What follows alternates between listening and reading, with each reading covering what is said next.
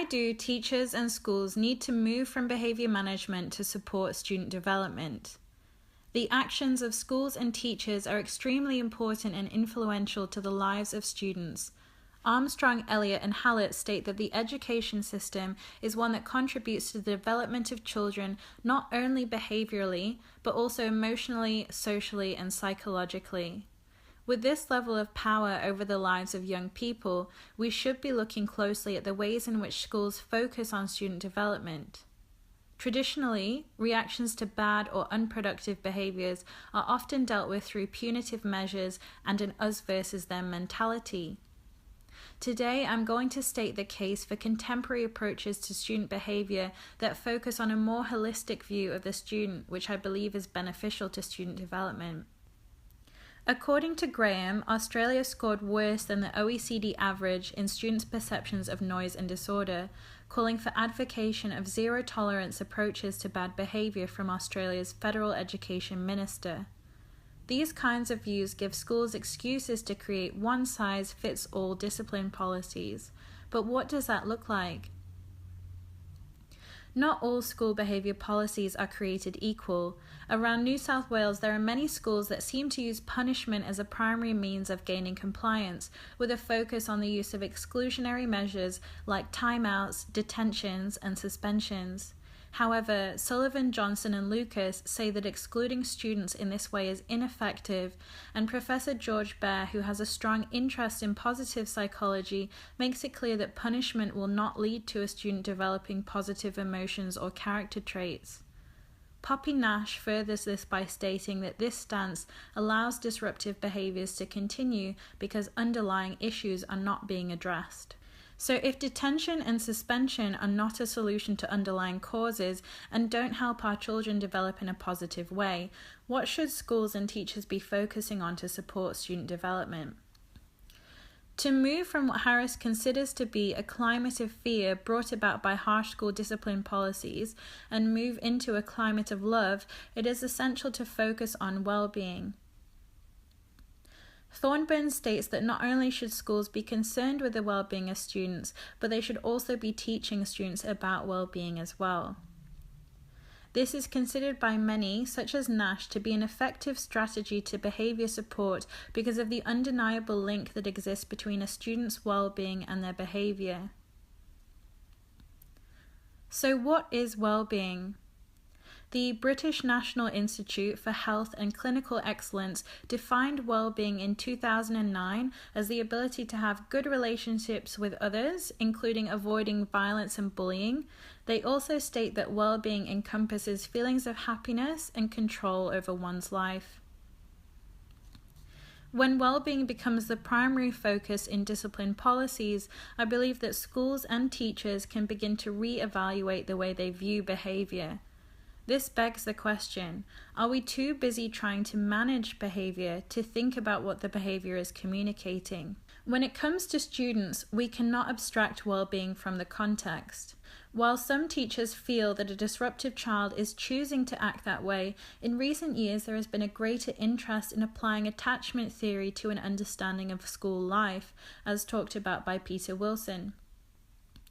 Attachment theory, founded by John Bowlby, talks about how the relationships and patterns of attachment that children form with their parents become the framework for how children perceive themselves and others and greatly influence how they behave. We need to understand that children are not necessarily in control of their own behaviors. As well as shifting our attitude towards disruptive behaviour, Rose and Gilbert advise that teachers need to be aware that they may become secondary attachment figures in their students' lives, and through a focus on the child's well-being, they also have the power to improve behaviours related to insecure attachment. Some school discipline policies have already begun to embrace the idea of well-being in order to better support the behaviour and development of their students.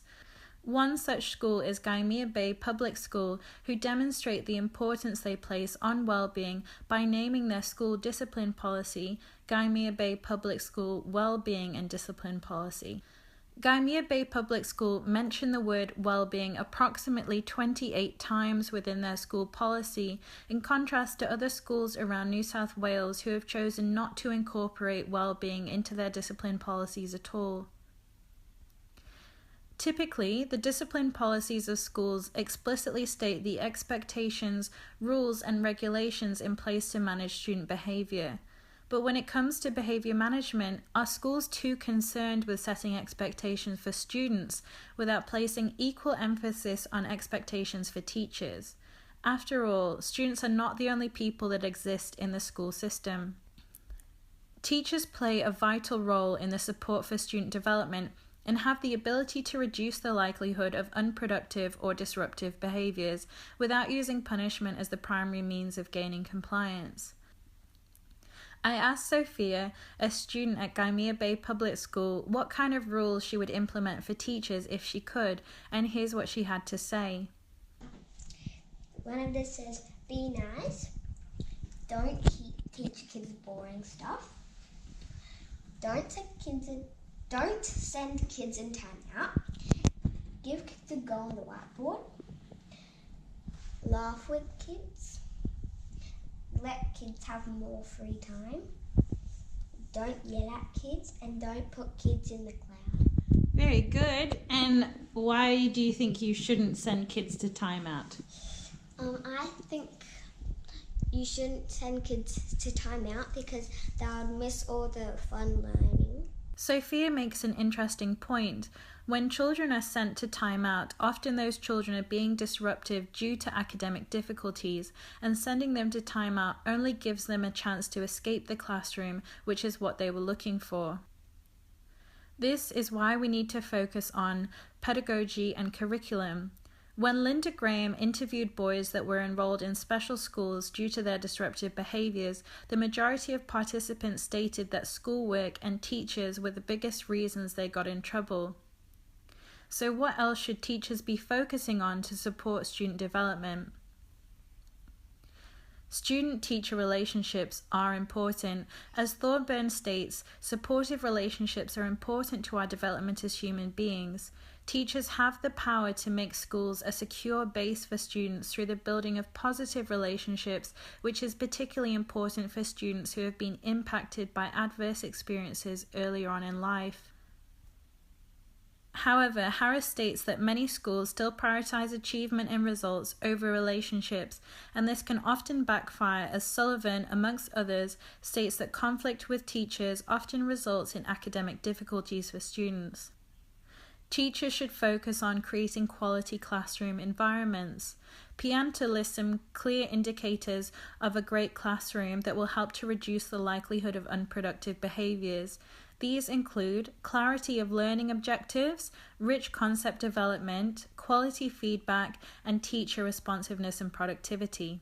Graham states the importance of this, making it clear that when we let it go the other way and we have a negative classroom environment, this will only result in negative behaviours from students. Schools and teachers also need to focus on the importance of student voice.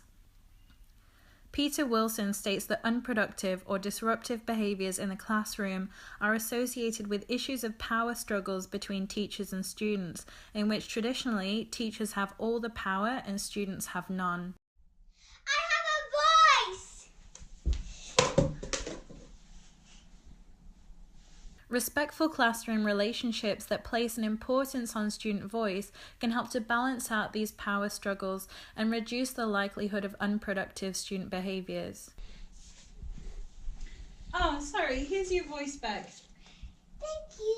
So how can we ensure that our student discipline policies work to promote student development? We can start by using punishment sparingly.